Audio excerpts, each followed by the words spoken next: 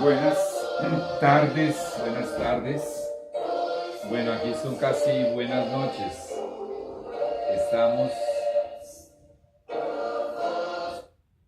Tenemos aquí un fondo musical muy bonito en portugués. Aquí son las 5:32 de la tarde aquí en Bogotá, capital de Colombia. Y hoy es el día 13 de octubre del año 2016. Vamos a continuar en realidad vamos a finalizar este tema del primer capítulo del libro La verdad desnuda acerca de la televisión. El primer capítulo titulado Desde el vientre materno. Oremos. Señor y Dios, Jehová de los ejércitos, perdónanos nuestros pecados. Abre nuestro corazón a la influencia de tu Espíritu Santo. Derrama luz, Señor, sobre nuestras vidas, sobre nuestras almas, sobre nuestras mentes, y ayúdanos a aceptar tu poder para obedecer a esa luz y para caminar a esa luz celestial. Queremos ver, Señor, a través de tus ojos esta parte final, Señor, de este tema, desde el vientre materno, del primer capítulo del libro La verdad desnuda acerca de la televisión. Es la parte más bonita, son las buenas noticias, lo que tú tienes para decirles a las madres gestantes y a los padres, obviamente también. Por favor, Señor, ayúdame. Por favor, Señor, ten misericordia de mí.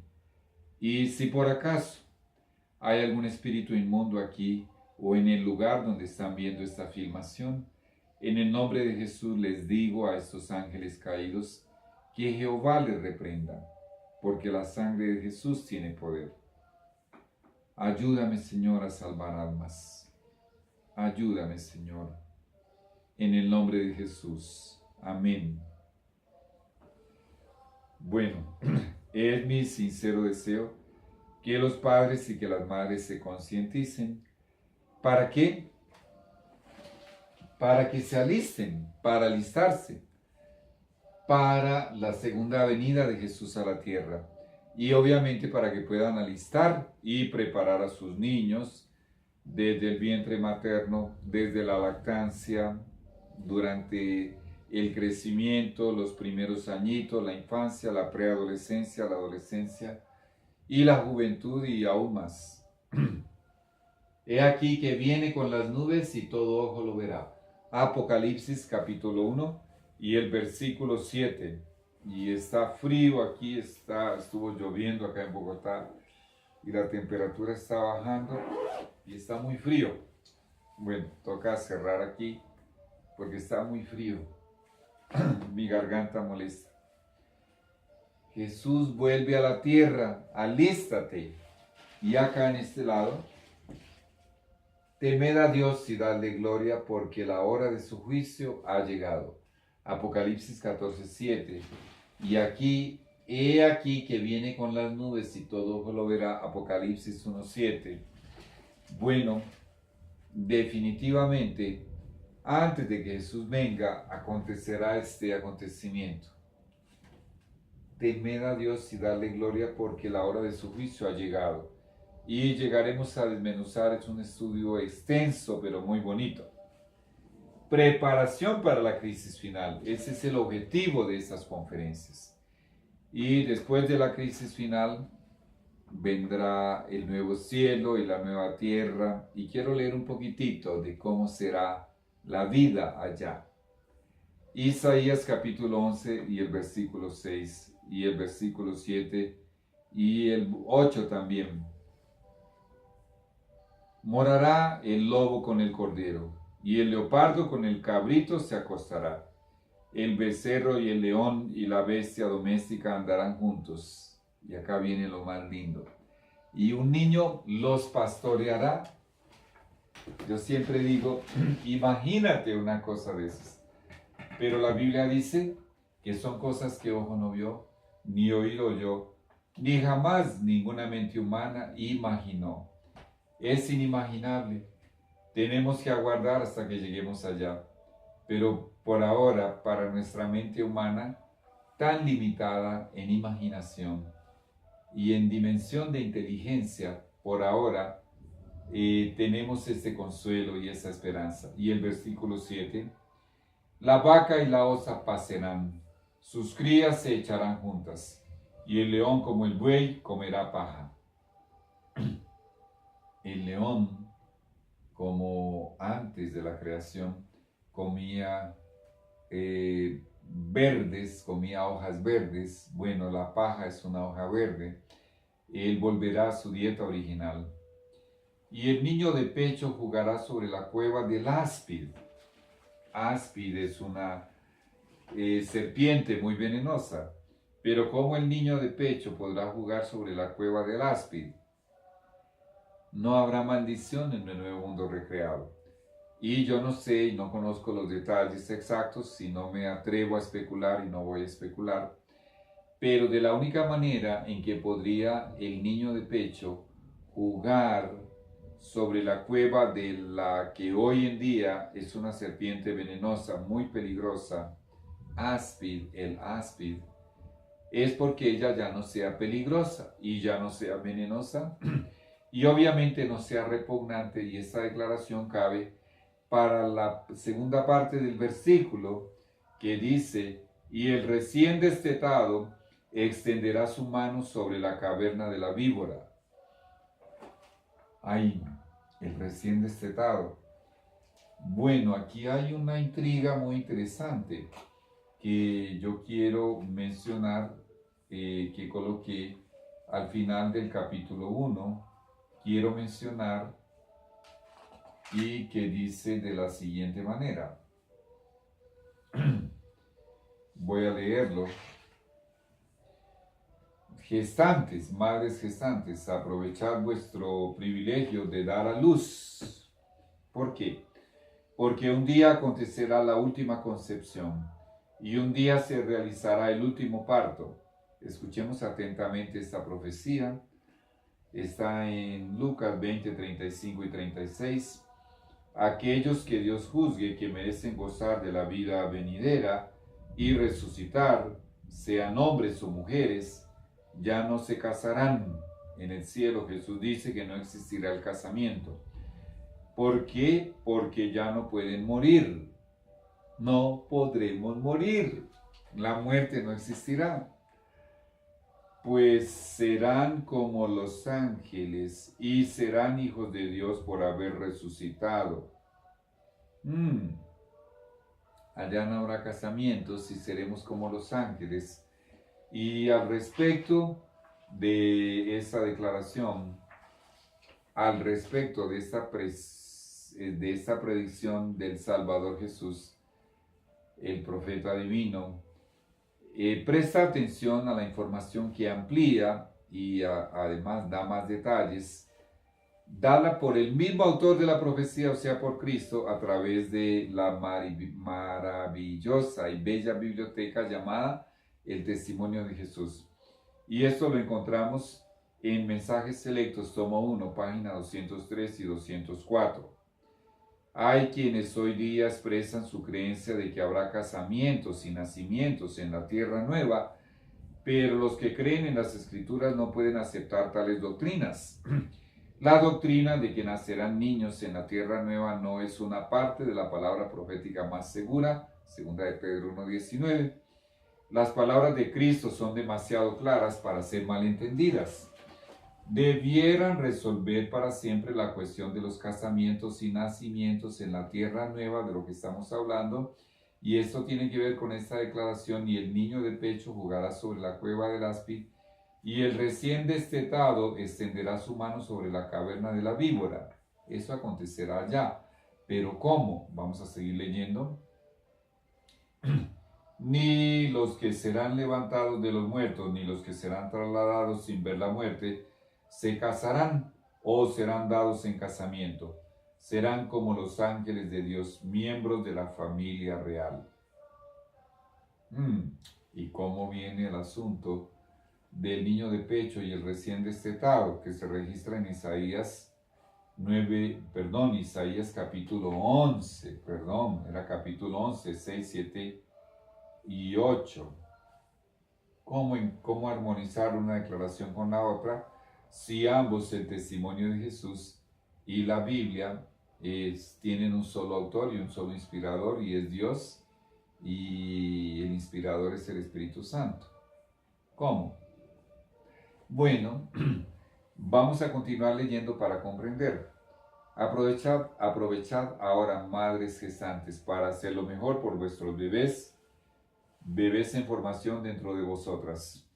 No sabemos en qué momento comenzarán los eventos de los últimos días. No sabemos cuánto tiempo abarcarán, si pocos o varios años, y en ellos está incluida la persecución, y tampoco sabemos en qué momento se comenzará a cumplir esta increíble profecía, la cual, a pesar de que en la ocasión en que fue dada, se aplicó al propósito de Dios para aquel contexto de Israel en aquella época, no sabemos en qué momento esta profecía que voy a leer volverá a repetirse. Esto ya aconteció en el contexto de la época de Israel en Oseas capítulo 9, versículo 11, pero a pesar de eso volverá a ocurrir por el texto que acabamos de leer. Y dice: no habrá nacimientos, ni embarazos, ni concepciones. Oseas 9:11. ¿Por qué? Porque a partir de algún instante durante los eventos de los últimos días, el Señor no permitirá que hayan más nacimientos, ni embarazos, ni concepciones. A menos que lleguemos al cielo y escuchemos la satisfactoria respuesta completa, más detallada, a esta intrigante pregunta de los labios del propio Jesús, será inoficioso, inútil y especulativo considerar todas las preguntas e implicaciones de esta decisión del Creador. Allá tendremos más detalles. Sin embargo, en algún momento, aquel que forma a los bebés en cada vientre no lo hará más, porque Jehová afirma que no habrá nacimientos, ni embarazos, ni concepciones. No sabemos los detalles exactos del cuándo será el comienzo de esta profecía. Así las cosas, y comprendiendo que nunca hubo fetos y bebés más maltratados, ni más trastornados, ni más perjudicados en toda la historia que los que están siendo engendrados en estos últimos días, reacciona, madre gestante, piensa, reflexiona y haz la mejor decisión para que disfrutes de tu hijo, mientras aún no llegan los últimos días, y después para que lo disfrutes por toda la eternidad en el cielo y en la nueva tierra. En Joyas de los Testimonios, tomo 1, página 513, leemos: muchos descuidan su deber durante los primeros años de la vida de sus hijos, pensando que cuando lleguen a ser mayores tendrán entonces mucho cuidado para reprimir lo malo y educarlos en lo bueno. Pero la época en que deben llevar a cabo esta obra es cuando los niños son tiernos, lactantes, y mis ojos no están muy buenos, son tiernos, lactantes en sus brazos. No es correcto que los padres mimen y echen a perder a sus hijos, ni tampoco es correcto que los maltraten. Una conducta firme, decidida y recta producirá los mejores resultados. Joyas de los Testimonios, tomo 1, página 513, el testimonio de Jesús. Comienza a respondernos qué deben hacer las madres gestantes y qué deben hacer los padres de sus futuros hijos, y bueno, una vez que nacen, etcétera, a pesar de que no tengan mucho tiempo con ellos. Dice en los Salmos 85:8, en la Biblia al día: voy a escuchar lo que Dios el Señor dice. Él promete paz a su pueblo y a sus fieles, siempre y cuando no se vuelvan a la necedad, a la terquedad, a ser cismáticos, a cismar, a ser tercos contra Dios. Voy a escuchar lo que Dios el Señor dice. Y aquí tenemos la bibliografía, y ese es el final del capítulo, pero aquí tengo más algunos asuntos para comentar. Regresando a esta profecía, el niño de pecho y el recién destetado. Si llegará un momento en que acontecerá el último nacimiento en la tierra, la pregunta es, ¿ese momento será una semana antes, un mes antes o un año antes de que comiencen los eventos finales? No lo sabemos y no puedo especular. Pero es obvio que el texto de Isaías coloca a niños de pecho en el nuevo cielo y en la nueva tierra. Y también coloca a recién destetados allá en ese nuevo cielo y en esa nueva tierra. Para no especular y no pisar un terreno que no ha sido detalladamente revelado, vamos a esperar hasta llegar al cielo. Por ahora, el testimonio de Jesús habla a las madres gestantes. Bueno, también habla, permítanme leerles acá, también habla solamente enfatizando lo que acontece con las madres gestantes que se dejan hipnotizar al contemplar voluntariamente programas satánicos de televisión, aunque el diablo diga solo son un poquito satánicos, o sea, solo tienen un poquito de picardía, un poquito de malicia, solo tienen un poquito de maldad, un poquito de brujería, un poquito de sensualidad, un poquito de espiritismo. Dios no te va a quitar el cielo por eso. Bueno, para Dios es 100% o nada. Lee el capítulo La perla de gran precio en el libro de las parábolas de Jesús, que en español se llama, en portugués se llama Las parábolas de Jesús y en español se llama Palabras de vida del gran maestro, así se llama en español. Bueno, lee ese capítulo, para Dios es el 100%. Casi salvos no significa, dice en el capítulo, que pueden entrar al cielo. Casi salvos significa que están eternamente perdidos. Para Dios es 100% o casi salvo no alcanzará. Casi salvo 98-99% no alcanzará. Y quiero destacar nuevamente este texto que comenté y leí del libro Conducción del Niño cuando hice la introducción de este seminario, de estas conferencias de preparación para la crisis final. Y está en el capítulo 49 y se titula La actitud de los parientes. Y este es el libro, Orientação da Criança, en portugués, Conducción del Niño en español, Child's Guidance in English, en inglés. Y dice en el capítulo 49 la actitud de los parientes. Bueno, mucho cuidado con los parientes, pero además de los parientes aquí hay una instrucción de aquel que no puede errar, de Jesús, en el testimonio de Jesús, y dice de la siguiente manera: tiemblo especialmente por las madres cuando las veo tan ciegas y que sienten tan livianamente la responsabilidad que descansa sobre una madre. Ahora viene lo que desmenuzamos durante todo este capítulo, la posesión de los bebés por parte de Satanás y de los niños y de los preadolescentes, adolescentes, etc. Ven a Satanás que está trabajando en el niño caprichoso. Terco es una palabra más aproximada a la versión original en inglés, aun cuando tenga pocos meses de edad. Vamos a proseguir. Bueno, eso es algo siniestro, macabro. Satanás trabajando en un bebé de pocos meses de nacido es siniestro. ¿Qué nos revela eso entre tantas otras cosas acerca del carácter y de los atributos del maligno?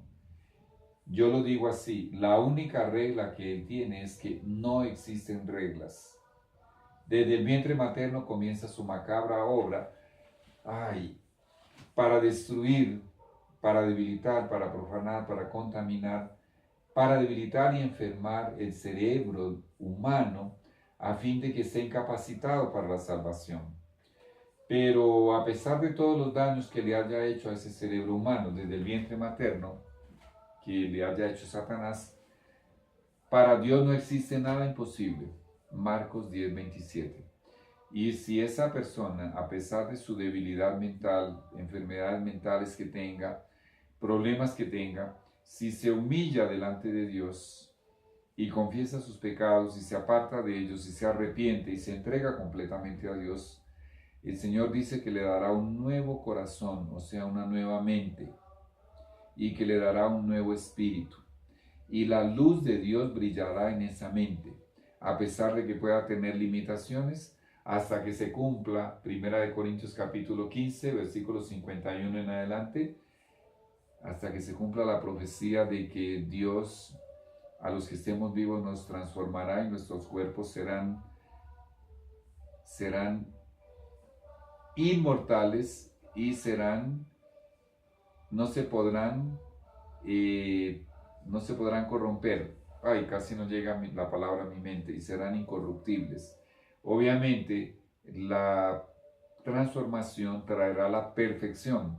Y a pesar de que iremos creciendo hasta alcanzar la estatura de Cristo, porque los que estemos así como estamos, estaremos, bueno, los resucitados resucitarán con la misma estatura con la que ellos fallecieron. Acerca de los vivos no he encontrado una declaración acerca de la estatura, pero sí dice que creceremos hasta la estatura de Cristo, en el sentido de que iremos mejorando cada vez más las dimensiones de la inteligencia y de las facultades intelectuales y de las otras facultades mentales. Pero bueno, lo que quiero destacar es que a pesar del daño que Satanás haya hecho, hasta que llegue la transformación, el Hijo de Dios puede tener su mente iluminada por el Espíritu Santo, así como fue iluminada la mente de esos dos gadarenos que eran endemoniados y llegaron a ser los mejores evangelistas.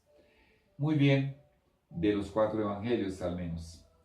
Ahora, escucha lo que dice, después de que dice que ven a Satanás que está trabajando en el niño terco o caprichoso, aun cuando tenga pocos meses de edad. Dice, lleno de ira rencorosa, Satanás parece poseerlos completamente. Eso es muy doloroso.